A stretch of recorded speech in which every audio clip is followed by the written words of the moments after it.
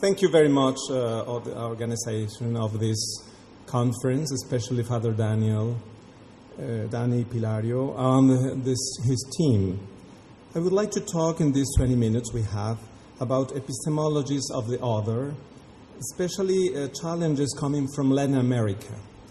And I would like to say, first of all, that I come from a country who has more than 30,000 people killed in the last 10 years, and 50,000 people disappeared.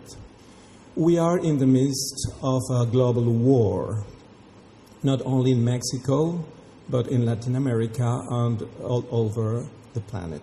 So let me propose 3 different steps to reflect about epistemologies of the other. The first one is the big challenge we've been talking about this morning, Christianity facing the challenge of globalization. The faith in Jesus Christ as the crucified Messiah, resurrected by his Abba in the strength of the divine Ruach, faces the challenge of the paradigm shift of civilization marked by cultural and religious pluralism in the context of global violence. I agree with Cardinal Tagle about the different challenges in Asia concerning pluralism, culture, and poverty. But I would like to add the global violence. The diversity of experience of the transcendent reality of creation requires a new understanding of the mysterium salutis et liberationis that God offers to all the peoples and cultures around the world. And certainly, cultural and religious pluralism was recognized by the West as one of the most important expressions of modern democracy. However, today, this conviction is facing a step back because of hegemonic modern subjects and subjectivities who are perceiving the others as threats. This fear of the other is expressed in the 21st century of the Common Era as a rejection to immigrants, to religious minorities, and other phases of the otherness. Just look around and those words will be wherever we live in the globe. We don't want more refugees. Even in Mexico, we're expelling Central American refugees. Due to the fear of ethnic and religious alterity, the migratory and economic policies of hegemonic Western countries are now falling to the power of global market. Contemporary states are closing their borders and protecting their national economies. We're going back to the protected economy. These are just a few of the signs of the fear of alterity that is back with the Trump era in the global village of the 21st century. But there's something else. On February 22nd this year, a white American man shot 2 Indian men, Srinivas Kuchibtola and Alok Madasani, who he had mistaken for Iranians, killing one of them. The attacker yelled, "Get out of my country," and "terrorist," before firing them. This sort of protectionism has nothing to do with the core of Christian beliefs, since Jesus' gospel would never support any totalitarianism or any intolerant nationalism that attack the human dignity and replace the divine glory of God. So how can the Christian theology everywhere on the planet contribute to a better understanding between cultures, religions, and traditions to avoid global violence? How can we stop rejection of others? I would like to quote here Boaventura de Sousa Santos. It's a long quote, but he's talking about the 2 sides of the world. On Achille Mbembe, the philosopher from Cameroon, teaching as a scholar in Johannesburg, he's continued this reflection of that we are going to call the global South. And Boaventura says, modern Western thinking is an abyssal thinking. It consists of a system of visible and invisible distinctions, the invisible one being the foundation of the visible ones. So, injustice is the justification of justice for a part of the world, the 1% of population in the world. There is another side of globalization that arises from the global south. I'm talking about a global south in an epistemic sense, not only geographical. This side presents an alternative rationality that appeals to the recognition of the wisdom and spirituality of the cultures that have been considered as inferior. And thanks to the critical decolonial thinking, not anymore post-colonial, but decolonial thinking, we can find new resources to face the ecological, social, and cultural predation that we are currently facing. So, the second part of my speech, how can we construct, build this decolonization of modern episteme? We have moved from the limits of Western rationality, as Hermann Cohen a century ago and Franz Rosenzweig said, we have moved to a radically different experience of horror represented by Auschwitz in Europe and Ayacucho in Peru, Latin America, where Emmanuel Levinas, Hannah Arendt, Paul Ricoeur, Dietrich Bonhoeffer, and Gustavo Gutierrez tried to think of. However, these authors still moved within the limits of abyssal thought because they sought an ethics based on universality, the question raised this morning. The problem seems that they were still trapped in the illusion of the global north. The global north is the hegemonic thought, traditionally framed by Western models, like being European, Christian, white, and male.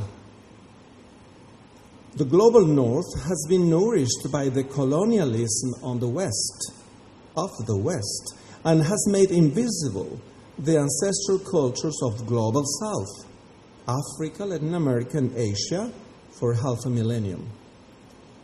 That is why the critical thinking that is flourishing now in the global south goes from academic analysis to political actions in order to dismantle colonial practices in different cultures.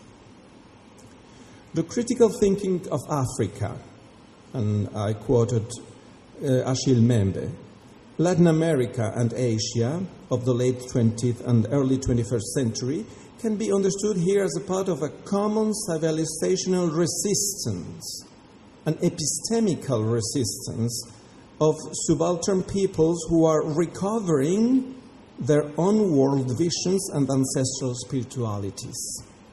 So we don't need to depend on Western thought to express our anthropological, ethical, and spiritual clues to inhabit the world. In our own roots, we can find ways to take care of the common house, not anymore nature. Nature is a very modern term who tries to objectivize nature, the world. It's better to call common house to avoid the catastrophe that is approaching, according to René Girard and Jean-Pierre Dupuy. We call decolonization to this process of epochal paradigm shift. Its starting point is the dismantling of the practices and languages that generated global exclusion. The colonization based on the invisibilization of the epistemologies, the globalization of capitalism, the patriarchy that sustained it for centuries as the predominant form of economic, social, and cultural life. These three features of life are part of a sacrificial logic that has subdued the majorities as naked life and state of exception.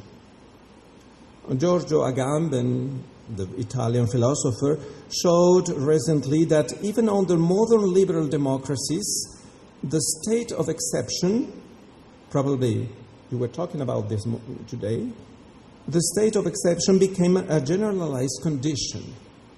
And I quote Agamben, "The declaration of the state of exception has gradually been replaced by an unprecedented generalization of the paradigm of security as the normal technique of government." This generalized condition produced the concentration camp during the totalitarian states in the 20th century. The state of exception became the rule of life for millions of people right now in a global society. And that's why we call a global violence. But the worst and most aberrant expression of the globalization of the world is the necropower. It's a very important idea proposed by Achille Mbembe. It's the collective invisibilization of the other. And necropower is an idea discussing with Michel Foucault, of course, but from the global south perspective. That is a systemic process of control and elimination of bodies and territories through the logic of dispossession and the diminishing of the human being. Pope Francis have called that basurización, descartables, people who really don't matter for capitalism, patriarchy, and colonialism. Going beyond colonial reason, with its claim of universal episteme, directly affects Christian theology, because at least in its apologetic version, Western Christianity was part of this process of coloniality that subdued cultures, spiritualities, and wisdoms of the people who were conquered. The contextual theologies, quoted also by Cardinal, on the second half of the 20th century, began the process of dismantling colonial theological reason, focusing on the affirmation of the cultural, religious, and sapiential differences. For example, in my region, in Latin America, the indigenous theology, or in Africa, the black theology, or in Asia, the Asian liberation theology, has shown a different path. And here you have some publications, some books published here in Philippines and Asia. It is not enough to handle the epistemic pluralism of today because it fails in explaining the cultural resistances of the peoples within their specific economic, political, and spiritual context, as they live it today, what they call, certain author calls, alter globalist movements around the world. We need to build a critique to colonial reason, and that includes the claim of knowledge of traditional people alternatives to the dominant episteme, usually Western. In that sense, we can talk about epistemic resistances coming from the peoples who have been invisibilized in the global North. The decolonial theology, I would like to talk about this, emerges as an ethos from the resilience practice of the systemic victims, but victims who have been nourished by their spiritualities of human dignity recovered, by their care of the common house as a gift of the divine wisdom. That is why the decolonial theology that emerges in the global south could be called, following Boaventura de Sousa Santos, a theology of rear guard, not avant-garde. Because the social movements has the first word to say. That is to say, a theology not of intellectual avant-garde, as in the last 60s, but a critical thought inspired in the experience of the common people, social movements, original people, LGBT community, and other alternatives groups. This theology hears the cry of the innocence of the global village, but at the same time problematizes their resistance, their languages, and their symbolic practice to find in them the active presence of the divine wisdom. This theology as critical thinking will always be vigilant of new practice of colonialism, will always look after the disposal of the system. We need a theology of the victims. Starting point is the experience of the victims. And in the 4 minutes I have, I would just say, I'm going to say some few ideas. The experience of thinking that emerged from the global south, some example, the Latin American case. Liberation theology was the first step for decolonial thinking and theology. And the decolonial question is necessary to renounce to the triumphalism of the hegemonic universality of the theological episteme, to return to the kenotic logic that presides over Christian theological life.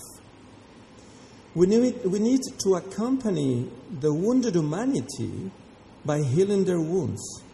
This is the foundational experience of theological life. The spirituality is a kind of epistemic resistance.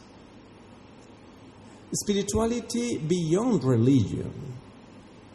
In the postmodern context, we need to rediscover this theological foundation of faith and the eschatological anticipation of the Christian life, where we can find the crucified that awake only if we are near approach to the victims.